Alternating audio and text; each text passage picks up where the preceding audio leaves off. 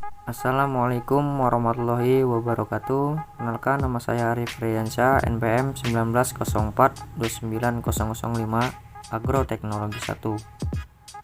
Di sini saya membuat video budidaya perkebunan kelapa sawit untuk memenuhi tugas praktikum. Di sini saya menjelaskan teknik budidaya kelapa sawit. Budidaya perkebunan kelapa sawit merupakan tanaman perkebunan penting di Indonesia. Indonesia adalah negara produksi minyak kelapa sawit utama di dunia. Sekitar 40% minyak kelapa sawit di dunia diproduksi oleh Indonesia. Pertama, untuk memenuhi syarat penanaman kelapa sawit adalah persiapan bibit kelapa sawit yang utama. Bibit kelapa sawit yang digunakan hendaknya adalah bibit yang berkualitas dan bersertifikat, sehingga mutu benih dan kualitas maupun kuantitas buah yang dihasilkan nantinya sesuai dengan yang diharapkan. Yang kedua, cara pembibitan kelapa sawit. Tahap 2 ini terdapat 2 tahap dalam pembibitan kelapa sawit, yaitu tahap pembibitan awal pre-nursery dan tahap pembibitan utama mini-nursery. Tahap pembibitan awal pre-nursery ini adalah tahap penumbuhan kecambah kelapa sawit menggunakan polybag ukuran kecil. Sedangkan tahap pembibitan utama mini-nursery yaitu tahap pembesaran bibit kelapa sawit yang telah tumbuh sampai bibit siap tanam. Yang ketiga, tahap pembibitan awal pre-nursery. Polybag yang digunakan pada pembibitan tahap ini adalah polybag kecil dengan ukuran 14 cm dikali 8 cm.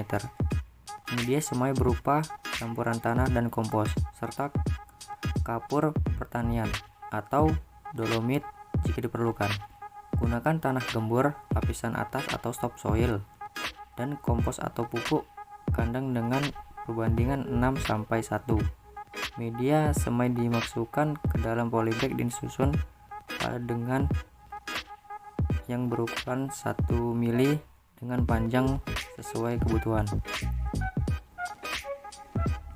Yang ketiga, tahap pembibitan utama mini-nursery. Tahap ini adalah tahap pembesaran bibit kelapa sawit yang telah tumbuh atau polybag semai yang digunakan berukuran lebih besar, yaitu 40 cm dikali 50 cm.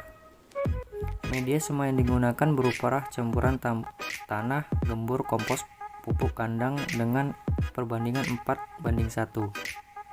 Pindahkan bibit dari polybag kecil secara hati-hati. Pengisian polybag sebanyak tidak diperlu penuh agar saat pemupukan dan penyiraman tidak tumpah atau keluar dari polybag. Setelah pemindahan bibit, siram hingga basah. Lakukan penyiraman dan sesuai dengan kebutuhan. Bibit yang berumur 8-12 bulan sudah bisa tanam ke lahan. Yang keempat, teknik pembuatan lahan budidaya kelapa sawit. Berbagai metode dan teknik membutuhkan lahan budidaya kelapa sawit yang dapat dilakukan sesuai dengan kondisi lahannya, jika lahan dan anggaran biaya. Oke teman-teman, yang pertama itu sistem pembukaan lahan secara manual, yaitu menggunakan tenaga manusia menggunakan peralatan sederhana.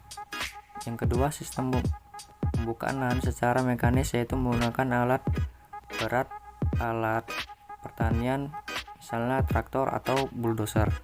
Yang ketiga, sistem pembukaan lahan secara kimia, yaitu pembukaan lahan menggunakan herbisida atau racun rumput. Yang kelima, membuat jaringan jalan perkebunan. Setelah proses pembukaan lahan, teman-teman, selanjutnya adalah membuat jaringan jalan yang nantinya digunakan sebagai sarana pengangkutan bibit, pupuk, dan sarana produksi lainnya. Yang pertama yaitu jalan sekunder. Jalan produksi merupakan jalan transportasi yang menghubungkan jalan utama dengan jalan koleksi atau pengumpulan buah sawit. Yang kedua, jalan koleksi yaitu jalan yang berada di dalam blok penanaman, yaitu berfungsi sebagai jalan untuk mengumpulkan buah kelapa sawit yang telah dipanen. Yang ketiga, jalan panen yaitu untuk digunakan tukang panen mengangkut buah dari setiap pohon kelapa sawit. Yang keempat, jalan utama yaitu jalan pengumpulan utama di mana digunakan sebagai jalan mobil mengangkut buah kelapa sawit. Yang kelima, pembuatan atau perbaikan drainase. Tanaman kelapa sawit adalah tanaman yang sangat membutuhkan air, namun bukan berarti tak terhadap genangan air.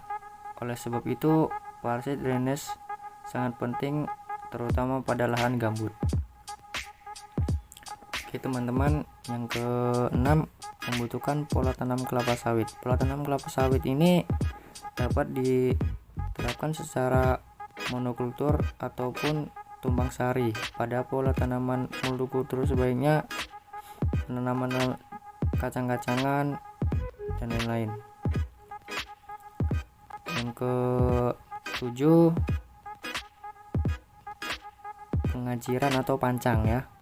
Pengajiran atau pancang adalah penentuan tempat atau titik yang digunakan ditanam bibit kelapa sawit sesuai dengan jarak tanam yang dipakai. Pengajiran biasanya ditandai dengan menggunakan kayu atau bambu ya.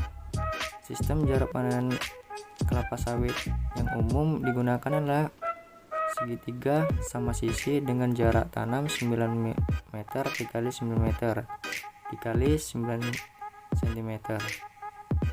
Pada sistem ini, pada arah utara selatan tanaman berjarak 8,82 meter dan jarak setiap tanaman adalah 9 meter. Jika menggunakan sistem jarak tanam tersebut, maka kebutuhan bibit kelapa sawit dan satu hektar sebanyak 143 pohonnya.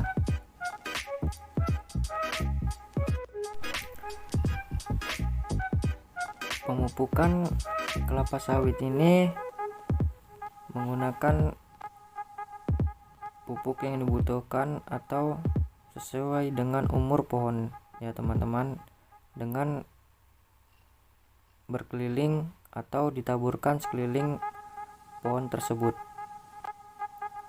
Tapi jangan lupa ya teman-teman, terlebih dahulu kita membersihkan piringan atau pinggir-pinggir pohon kelapa sawit agar tidak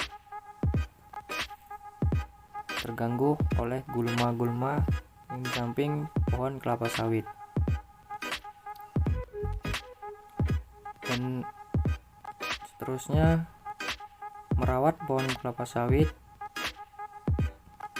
dengan menggunakan cara manual atau dengan cara tenaga manusia itu sendiri. Setelah dibersihkan gulma-gulma yang ada di dalam yang di pohon kelapa sawit tersebut dibersihkan. Setelah bersih, pohon kelapa sawit sudah bisa dicek di mana pohon tersebut bisa dipanen. Panen kelapa sawit. Tanaman kelapa sawit mulai berubah pada umur 2-5 tahun. Buah masa 5-5,5 bulan setelah penyerbukan.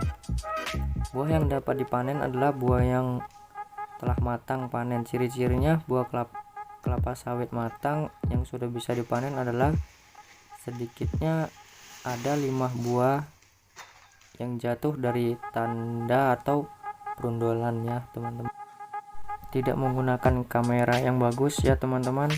Dan saya sudahi. Assalamualaikum warahmatullahi wabarakatuh.